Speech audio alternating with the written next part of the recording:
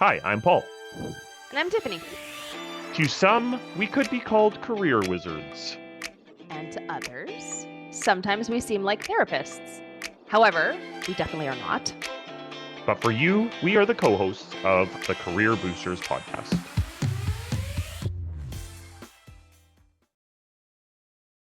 It throws you off guard a little bit, and it makes you again kind of going back to the idea of having an open mind and willingness to learn.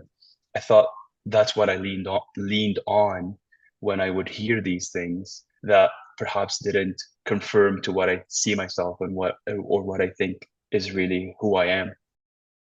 Hello and welcome to the Career Boosters podcast, season 2, episode 6. I'm not going to make the old joke of this is like really flying by, but it's kind of flying by.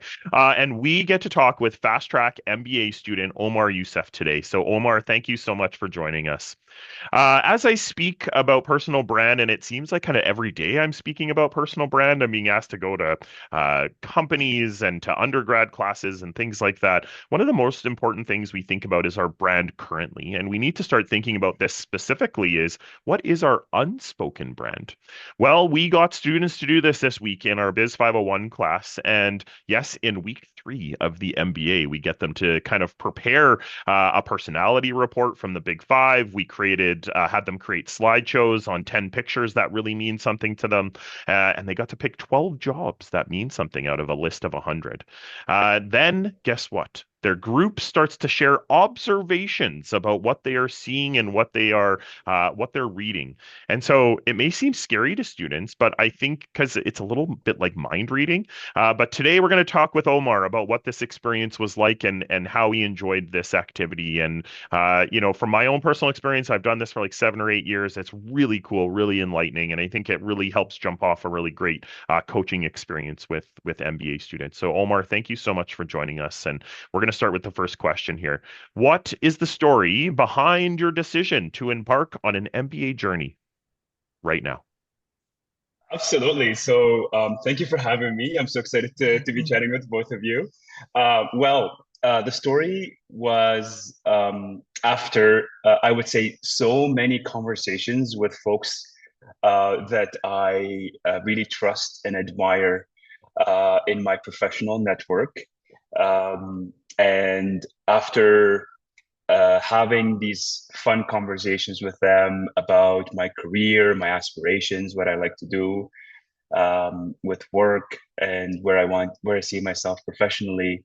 I thought that an MBA right now is the perfect time for me.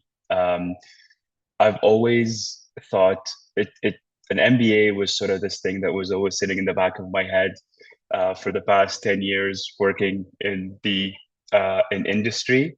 And last year, after kind of doing a lot of self-reflection and assessing where I see myself going sort of professionally, I felt this is a good time to try something new, to go out of my comfort zone and to jump in with both feet into something that I always wanted to do. So yeah, it's been so fun. It's been a lot of fun so far, and a lot of work, but also a lot of fun. And I'm excited. I'm excited what will happen after this kind of exciting journey is over.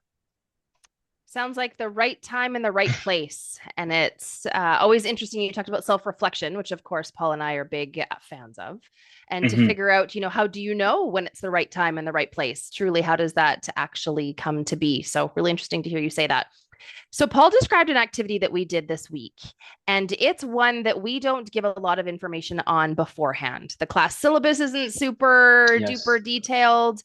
Even our description when Paul gave it out in class isn't step by step. And so you didn't know a lot about it going in. And when we asked the class, how were they feeling before the start of this? One of the words that came up was curious. Like you could just see the class going, what are we going to do? And so I am curious. How did you come into this with the little bit that you knew? What were your assumptions about this activity? Well, we so. In the email that you sent us prior to class, I had a few ideas or maybe some hints that the activity would involve learning more about ourselves, learning more about fellow students, with the activity being doing a top five personality test and answering and also putting images of things that are meaningful to us in a slideshow presentation. So I thought it was um, going to be something related to kind of us personally, learning more about ourselves, and also getting exposure to our fellow colleagues, the other students in the MBA cohort, and learning more about them and what they enjoy, what they like, what's important to them. I think I would say, Tiffany, the big assumption I guess that I had with the activity, curiosity, I think curiosity, but also learning, learning and exploring, I guess is the word, is exploring and learning and having fun and being open-minded, I would say. Being open-minded was all these themes were all kind of going in my mind when I was Yeah. coming to class. And I think what a wonderful way to kind of just come to class with this like learning mentality and being Yes. open-minded to an activity. If you try to pinpoint what we're going to do, we're probably going to do something very different than what you're thinking. And I hope that people start to realize that as we go through kind of both coaching and classes with, especially with Tiffany and I, we have a lot of things that are really surprising to people, which I think is really interesting. Kind of speaking about the personality assessment though, Omar, had you ever done a personality assessment before? Were you familiar with this Big Five assessment? Did you learn anything about yourself when you got your report? Tell me a little bit about that. Uh, Absolutely. So I haven't really done a personality assessment before. It was something that was totally new to me, totally new to me. Um, uh, I I had a lot of fun with the Big Five, Paul. It was super interesting, and I would say super illuminating. I think some key things really stood out to me um, in how it confirmed a lot of things that I perhaps already knew about myself, but it also illuminated a few things that were so new to me, and it helped me kind of know more about myself. I felt, which was super interesting. It also highlighted to me, Paul, some ideas around that thing we did in class around sort of dynamic tensions about how I can have two types of traits that sometimes can be contradicting and sometimes doesn't make sense. And oftentimes I think about that personally, but now we're doing this Big Five test. It puts it sort of in front of me as to like, oh, so you score high on conscientiousness, for example. So you like to do this, but you also may not like to do this very often, and sometimes you'll prefer to do that. So it's like it's this idea that we all fall within a spectrum, and it can't just be a rigid thing that we fluctuate sometimes, and it's kind of changing and flexible, I guess. So that was super interesting, and I learned a lot. It was pretty cool. And so, just to clarify for anybody who hasn't seen the Big Five or done the Big Five, and so it's the acronym usually people use of OCEAN. And so it's openness, conscientiousness, extroversion, agreeableness, and neuroticism. And we, of course, are a gradient scale from 0 to 100. And so you take an assessment and you get a percentage on a sliding scale of each of those, high and low. You just said that you learned some things about yourself from the Big Five. What's one thing that you learned about yourself? Um, so I did not expect Tiffany to score so low on the neuroticism category. So I thought of myself as someone who can be so like from the diagram that we were given in class around sort of explaining, what each category represents. In reading the category, I thought that a higher being on the higher scale meant that you can be a little bit more sort of things that I'm reading here, like, maybe anxious or moody or things like that. And sometimes I think of myself as being that. But then on the other hand side of the spectrum, if you're scoring low, it means you're sort of stable, resilient, um, and you know, I think that was one of the biggest learnings is that me be scoring low, so low, like in fact, I had a fairly lower score, especially compared to the others. It was pretty cool to see, oh, you know what, I can perhaps I'm not as anxious as maybe I sometimes think of myself, or moody as sometimes I think of myself. Perhaps I am more stable. I am more sort of resilient and Mhm. can deal with stressors Mhm. better than I had anticipated originally. Mhm. So that was a pretty cool learning for me, and something that I now know about my personality that, Yeah. definitely I can be more calm. Mhm. And when I think about that, Omar, it's like who doesn't want a little bit more calmness in their lives? And like Yes. speaking from the person that has very little hair on the top of their heads, Yes. that is where the neuroticism comes from, right? Like for me, I'm a little past half on that, and I think that there is more nervousness, there is more a little bit more anxiety. The way I look at it now, though, as I've had a chance to reflect, I allow that because where do you think my energy comes from? Where do you think my like I Right. regain like this energy, and I allow the stress to help me like heighten kind of like joy and fun and things like that. So it's around kind of how do you propose it to yourself, right? So I think that's really interesting.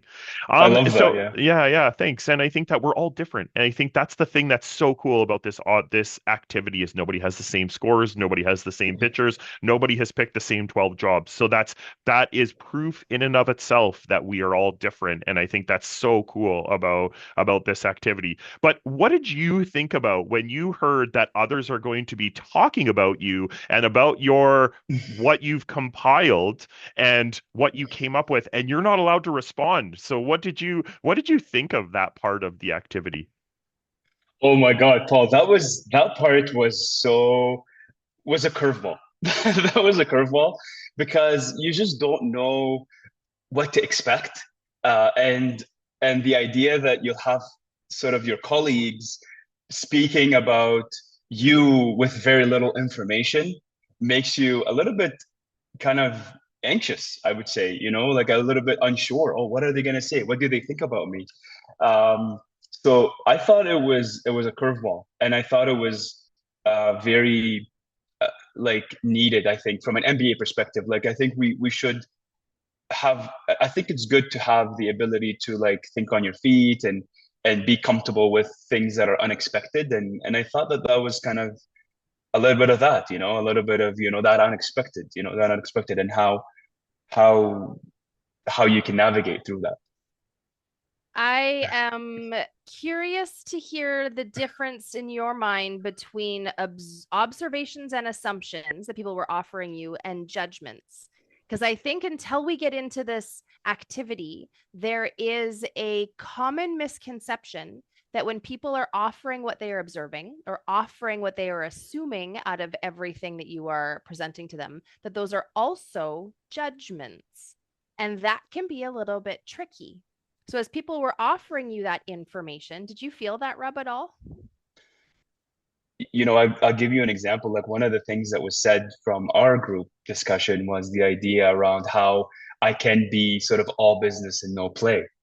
Uh, and I was like, I couldn't help but feel that judgment element, and especially because I thought of myself as not that at all. I thought that I could be someone that likes to have fun and likes to let loose. But the theme from the discussion from our table was very much no, like you're all business, you're very much career focused, you just want to work all the time.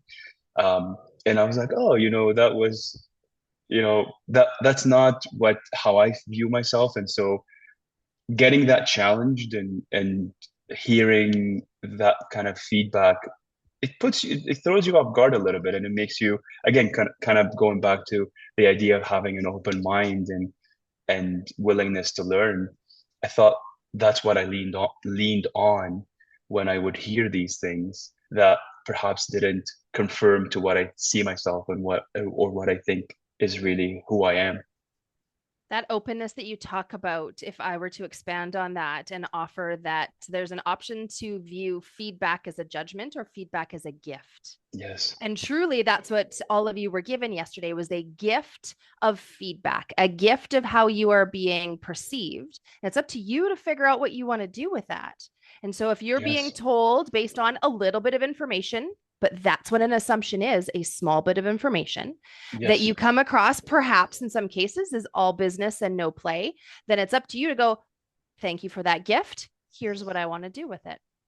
Let's go Yes. the other way. You offered gifts of feedback to lots of students. So you didn't Yes. have to just take it in, you also were able to offer it. What was that experience like? It was, I thought it was a lot of fun.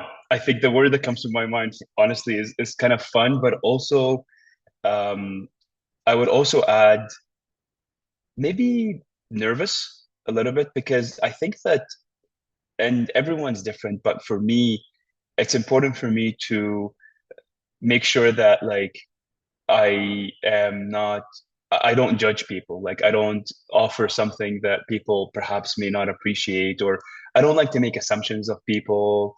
Um, just in general, I guess what I'm sort of realizing from having this conversation is this idea that I like to keep an open mind always, and I think that goes hand in hand with the idea of, waiting for judgment. Like don't judge so quickly. And I think when I was offering that feedback, I was mindful of not falling in the trap of being so quick to make assessments or judgments of other people. And it Mhm. was sort of that battle internally of like, oh, I have very little information about this person, but I'm still having to offer kind of feedback. But I think how Mhm. I would frame it, Tiffany, as well, is I think that it was fun. Originally, I said fun, and I think it is fun because it was also I saw it as an opportunity to help my fellow students and my fellow cohort to learn something new about themselves, Mhm. to perhaps identify, have that aha moment for themselves. Mhm. It's like, oh wow, especially when we're talking about dynamic tensions, Mhm. those aha moments were so frequent, Mhm. and getting past just thinking, oh, am I judging? No, you're not. Mhm. It's not just about judging. It's also about Mhm. allowing for opportunities for someone else to grow and have an aha Yeah. moment. That's so cool. Omar, the thing that I want to kind of pinpoint, one thing that I heard very early on in that answer that you talked about is there's a true kindness to you that you want to offer real practical feedback, but in a way Thank you. that's kind and gentle and in a way that is going to help somebody else, right? If we can approach the world of work like that, if we can approach our relationship building like that, is that not what is going to help this world become like a real true great place to be in and a great workplace to be in? When Tiffany and I do this exercise, I'm only focusing on what are the real positive things that I'm seeing and how can I convey this in a unique way that this person's going to learn something about themselves, right? Here's my Yes. observation of what I'm seeing. Even as so myself, I was a floater in this kind of activity. I went Yeah. around and went to a couple of different tables and I just listened to how kind people were being. And I think I loved it. And I think when we can sometimes be really critical, and that's sometimes critical of ourselves but also critical of other people. Why aren't we finding the great things about people and sharing those things as well? And like that is Absolutely. where I think that Tiffany and I as coaches really try to implement our feedback in a way of really constant growth and development. So I think that's really cool. And if What I are can add Yeah, for sure, go so ahead. sorry, but I just want to add a quick comment to that because Yeah. I think it would be so helpful from the perspective of doing this activity well. I think if someone is doing the activity well, what you'll have in response on your table discussion are things like what we had in our table discussion, which was after every reflection, when we did the exercise for each member of the table of the folks in our group, the feedback we would get, Paul, is like, thank you for being so kind. Thank you for being so positive. You guys are so this was like I almost felt like, for example, one of our group members, I don't want to mention their name, but one of them was almost going to be in tears. And that was so impactful, Yeah. for Yeah. me. And I think that's the signal that you get for doing it properly, is Yeah. not Yeah. judging and being kind and just having that perspective of, you're helping or Yeah.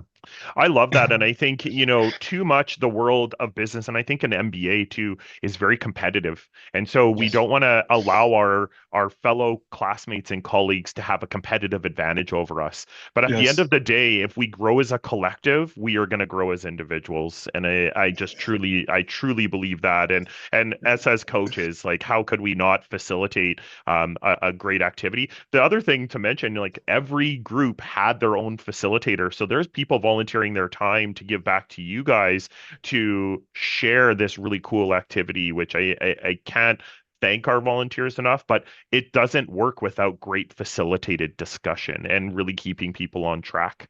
What are you taking away and learning from this opportunity, Omar? Wow, I would say, Paul, the biggest, there are so many. I would say there are so many takeaways from the perspective of, again, the kind of that what we were chatting about, not judging, keeping an open mind, um, and coming to new and unexpected and I guess, rehearsed conversations, ready to be in that learning mindset. I think though these are some examples of takeaways that I had, but I think for me the biggest from the activity, Paul, would be the idea of listening more than talking. I think that's such a powerful thing to have, especially as a leader and especially as MBAs. We're growing, we have these big aspirations for our careers, and we have big goals, and that's amazing. Um, and usually these goals will take us to positions where we're in power, where we have authority over people, for example. And that's awesome. But I think that from this activity, I'll never forget this big takeaway is there's power to listening more than talking, especially when you're in a leadership position, because it allows you the opportunity to not judge, be open-minded, and learn more than try to educate. And I think those are so important for a leader. Powerful. Really, really powerful. Thank you. Not to make a sudden switch, but we could talk forever, but I think it's time to go to a lightning round. Are you ready to go? Ready to go? All right, Yes. let's do it. Three quick questions, three gut answers. And we're going to start with what part of your career has given you the biggest boost? Working with folks that I've learned so much from, and folks that I would call mentors and that I looked up to. I had the great pleasure, Tiffany, to have had managers who were so positive, just like you guys, just like you two, so positive, so humble, and so wanting to think the best of people and educate people in a way that has impact. And throughout my 10 years of work experience, I've had the great pleasure of working with such leaders, and I learned so much from them. And I thought that really put me in a career trajectory that's very positive and so grounded in reflection and learning and humbleness. And I think that's so awesome for me. Cool. What's one thing you wish you'd learned sooner?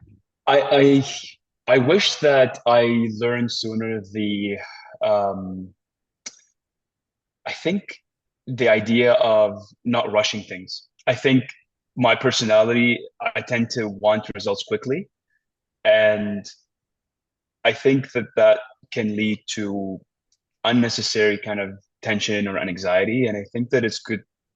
I wish that I knew sooner that things will take their time and they will take their natural course of however it's supposed to work. And everything usually falls into place. So just relaxing and letting things take their course and allowing for life to happen as it should. And I think that's something that I'm reflecting on more and more, and I wish that I had known that sooner because that would have reduced a lot of anxiety, unnecessary anxiety for me. I think for the second time in two podcasts, Paul could point at the trust the process sign that's right over his shoulder. Oh yes. Yep. Oh, there you go. There it is. All right. So service is really important to Paul and I. So we're always curious to hear how service is going to show up for you this coming week. Service will show up for me with my friends and family and loved ones in that I want, and even my fellow students in the MBA program that I'm going to class shoulder to shoulder with. I think I will show service to them in continuing to listen more than I can, listening more than I talking. Awesome. Paul's favorite question. I smile because Omar, you and I, we've had chances to talk, but I don't know too many things outside of like you being an MBA student. One observation I have, and this is going to be the kind feedback thing, and I have a question tapped onto this. The thing that I have appreciated and know and have witnessed from you, when you're talking to people, you always are using people's names. So you've done it in this podcast today. I see you do it all the time in classes. Where has that come from, or where did you learn that? I learned it from I think maybe a podcast actually that I listen to. I enjoy listening to self-development podcasts, self-learning podcasts, business podcasts, leadership podcasts. I listen to a lot of leadership podcasts, and I learned it from there, Paul. They say that when you use, okay, I'm trying to remember. Okay, so I think the way that it goes is the best thing that people like to hear is their name. That's usually the best thing. And when you say someone's name, it makes them happy and it puts a smile on their face. It's really interesting. I don't know why that Yeah, happens.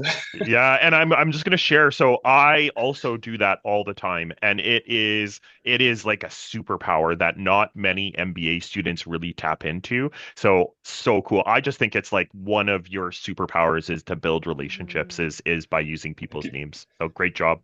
Mm-hmm. And one Thank more you quick so much. question. Give us a podcast recommendation. You just talked about a lot of them. Give us one that you would recommend. Ooh. Mel Robbins podcast.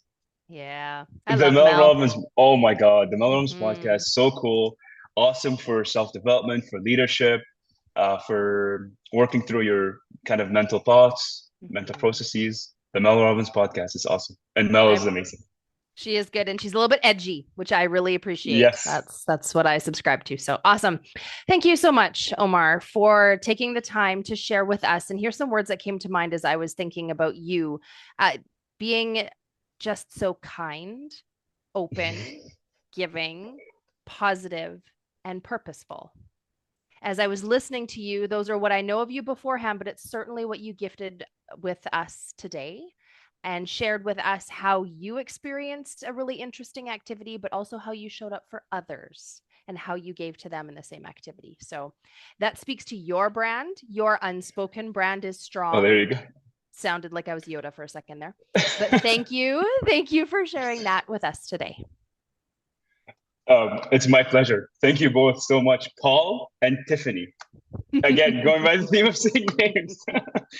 Thank you. This was so lovely, and thanks for having me as a guest. Awesome. All right. Key takeaways from this lovely episode. Mine really stood out in the openness to feedback, and feedback is a gift. We have a choice on what we do with feedback. We don't get a choice when it's offered. We can't control when somebody's going to give us some feedback. We have a choice on what we do with it. And so I really appreciated his openness and taking it as a gift and being able to then do something positive with it. That was big for me. Paul? That's really cool.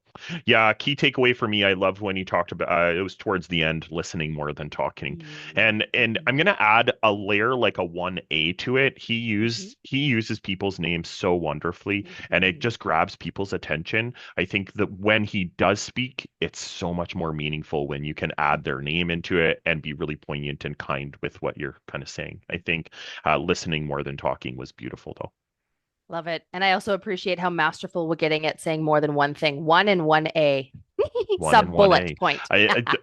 Strategically trying to be creative, Tiffany. That's all Correct. that is. We are both with that. I'm with you. All right. We have a special guest next week. Not going to give it away. It should be really interesting, but thanks for listening.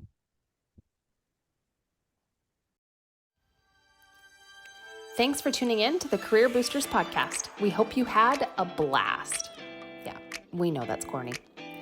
Catch you next time, and remember to subscribe wherever you enjoy podcasts.